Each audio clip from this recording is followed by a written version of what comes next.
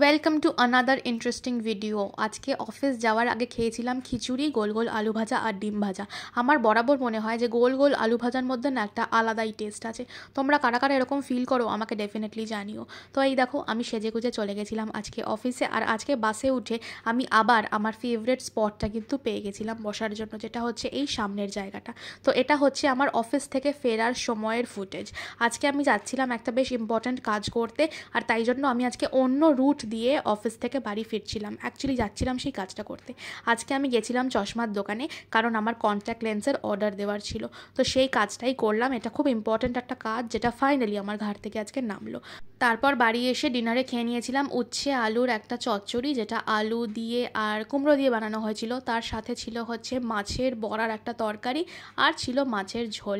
তো এইসব দিয়েই গুছিয়ে একদম খেয়ে নিলাম ডিনার। আর এটাই ছিল আজকে আমার ভিডিও। কেমন লাগলো জানিও।